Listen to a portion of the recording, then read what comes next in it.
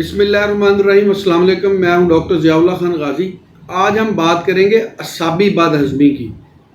मैदे की बदहज़मी के ऊपर तो मैंने पहले इसके ऊपर वीडियोस बनाई हुई हैं और भी आप इसके देखेंगे, लेकिन ये है असाबी बदहज़मी। इसे कहते हैं नर्वस डिस्पेप्सिया, जिसके असबाब में सबसे ज़्यादा ये होता है कि ये नफसियाती तौर पे भी आपको बदहज़मी हो जाती है।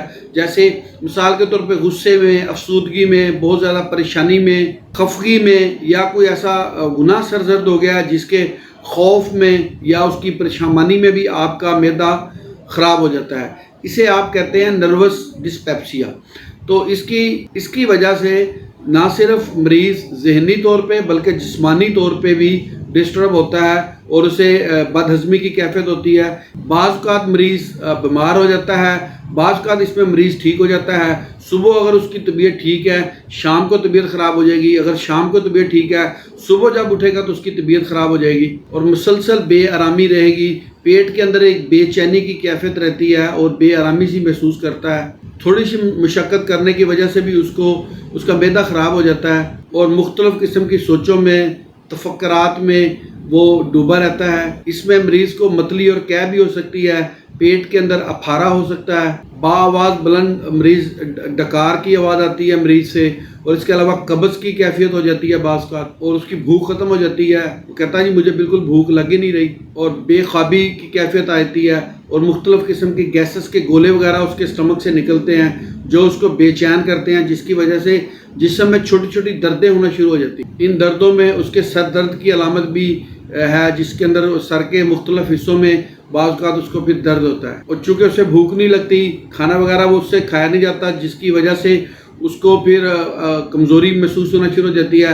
आहिस्ता आहिस्ता वो वीक होता जाता है। बेआरामी की कैफियत में मरीज़ के चेहरे से साफ पता चल जाता है, हाथ और पाँव उसके सुन्न हो जाते हैं और मरीज़ के पेट के उज़लात जो हैं, यानी कि पेट वाला हिस्सा है, ये बिल्कुल तन जाता है।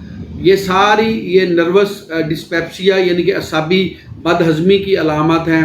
इसका होम्योपैथिक के अंदर बेहतरीन इलाज मौजूद है। होम्योपैथिक की अद्वियात अगर इस्तेमाल की जाएँ, जैसे मैदे की दूसरी बदहज़मी खुराक की वजह से होती है, ये एक नफसियाती बीमारी भी है, परेशानी और टेंशन और डिप्रेशन की वजह से भी बदहज़मी होती है।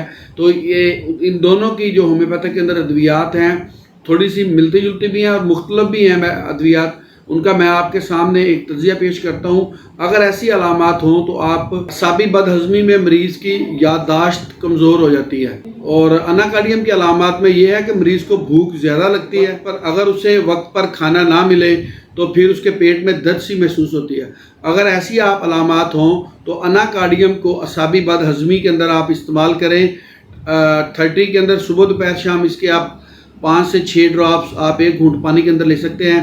मतवातर कुछ ऐसा इस्तेमाल करें तो, और कोशिश करें कि ये जो तफक्कुरात हैं, परेशानी, बेचैनी, घबराहट, इससे निकलने की कोशिश करें। बहरहाल इससे निकलने की कोशिश करें और साथ ये दवाई इस्तेमाल करें तो बहुत जल्द मरीज़ को जो है असाबी बदहज़मी से निजात मिल जाती है। असाबी बदहज़मी की जो अगली दवाई है वो है अर्जेंटम नाइट्रिकम। अर्जेंटम नाइट्रिकम के अंदर मरीज़ की जो सबसे पहली अलामत तो ये है कि उसे मीठा बहुत पसंद होता है, लेकिन मीठा खाता है तो उसकी तकलीफ़ के अंदर इजाफा हो जाता है। दूसरा, उसे मैदे के अंदर ऐसे जैसे कोई वजनी सी चीज़, कोई ढीला सा रखा हुआ है, ऐसा महसूस होता है। बेख्वाबी की कैफियत होती है, डकारें बहुत ज़्यादा आती हैं। अगर फीमेल पेशेंट है तो उसको जो उसके मेंसेस वगैरह हैं उसके अंदर कमी वगैरह वाक़ हो जाती है। अगर ऐसी अलामात हों तो आप अर्जेंटम नाइट्रिकम को 30 में सुबह दोपहर शाम खाना खाने के बाद 1 घूंट पानी के अंदर 5 से 8 कतरे आप डाल के इस्तेमाल करें। इंशाअल्लाह ताला इसे कुछ अर्सा इस्तेमाल करने से ये असाबी बदहज़मी ठीक हो जाए। इससे जो अगली मेडिसिन है वो है अग्नेशिया। अग्नेशिया की अलामत के अंदर ये है कि ये ऐसे दर्द जो रात के वक्त ज़्यादा आते हों, यानी कि पेट के अंदर अगर आपको दर्द वगैरह भी महसूस होता है और ज़्यादा अक्सर रात को होता है, तो वहाँ पे अग्नेशिया बड़ा अच्छा काम करती है। इसमें अक्सर खाना खाने के बाद दर्द होता है, किसी भी हरकत से या दबाव की वजह से मैदे के अंदर दर्द वगैरह शुरू हो जाता है, हिस्ट्राई कैफियत हो जाती है और अफारा सा महसूस होता है। और अगर ऐसा हो तो असाबी बदहज़मी में आप अग्नेशिया को इस्तेमाल करें। इसकी 200 के अंदर अगर आप एक ही डोज लें, रोज़ाना कुछ दिन तक मतवातर लें, तो ये असाबी बदहज़मी में बड़ा अच्छा काम करती है। अच्छा, अब जो आखिरी मेडिसिन मैं आपको इसमें बताने लगा हूँ वो बड़ी अहम मेडिसिन है, वो है नक्स मॉस्काटा।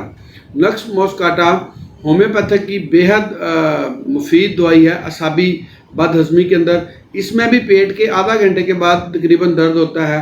अच्छा, दूसरी जो नक्स वमीका है इसके मुकाबले में, उसके अंदर खाना खाने के फ़ौरन बाद दर्द होता है, लेकिन नक्स मॉस्काटा में तकरीबन आधे घंटे के बाद मरीज़ को दर्द होता है और इसके साथ साथ उसको अफारा हो जाता है और पेट बहुत ज़्यादा उभरा हुआ महसूस होता है और साथ उसको हिचकी की कैफियत भी हो जाती है और मरीज़ का दिल करता है खाना खाए, खाने की तरफ वो बहुत ज़्यादा राग़ब होता है और इसी वजह से जब खाना खाता है तो उसको आधे पौने घंटे के बाद दर्द वगैरह भी हो जाता है। अगर ऐसी अलामात हों तो आप नक्स मॉस्काटा को 30 के अंदर इस्तेमाल करें। सुबह दोपहर शाम अगर आप इसके 5 से 8 कतरे 1 घूंट पानी में लेते हैं तो कुछ अर्सा मतवातर इस्तेमाल करने से ये जो मैदे के दर्द हैं वो ठीक हो जाते हैं। बहुत शुक्रिया, अपना ख्याल रखिएगा और हमारे इस चैनल का भी ख्याल रखिएगा। इसी तरह की इन्फॉर्मेटिव वीडियो मैं आपके लिए बनाता रहूँगा। अल्लाह हाफ़िज़।